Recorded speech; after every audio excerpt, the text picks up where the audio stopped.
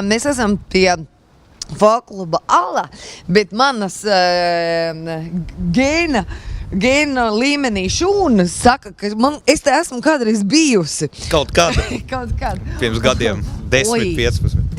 20. Bet tāda jau tā bija kabata. Starp citu pati vēl vairāk, man liekas, jo kabata bija viena no pirmajām vietām Rīgā, kur tā kā varēja, tā kā teātri apskatīties, iedzert karstu tēju. Ar balzām, ko tur liekties. Un kabata, starp citu, ilgi dzīvoja. Ilgi dzīvoja, ar visiem pārējiem Rīgas iestādījumiem. Visilgāk, tie jau arī pirmie bija, un tagad...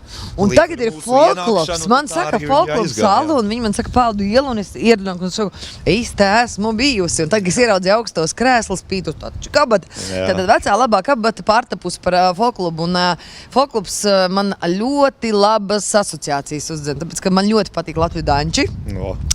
Un es saprotu, ka jums tad tas arī notiek. Tas pie mums ir, jā. Katru trešdienu Rīgas danču klubs nāk, spēlē, dejo. Katru trešdienu, jā? Katru trešdienu. Jā, bet es tur redzēju afišu, ka kaut ko katru soli, katru dienu kaut ko jaunu.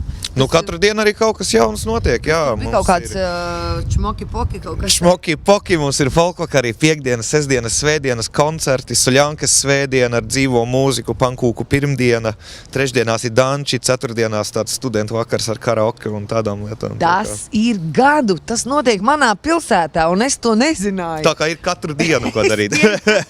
Ka mana vecuma cilvēki, kuriem jau sūna sāk lēnām no kājām uz augšu augt, viņi arī nezināja. Tas notiek viss tepat mūsu Viss Rīgā. Notiek, jā. Super, baigi labi. Paldies jums. Un, ja nebūtu šīs akcijas, es droši vien arī tā nomirtu. Vai ne? Jā. Dabūj redzēt, ceru, ka viss patika. Paldies jums. Labi, paldies. Super, es ceru, ka mēs kādreiz satiksimies, pilnīgi neformālā atmosfērā. Jā, es arī. Kad tu redzēsi, kādas pa īstam izskatos. Dulla!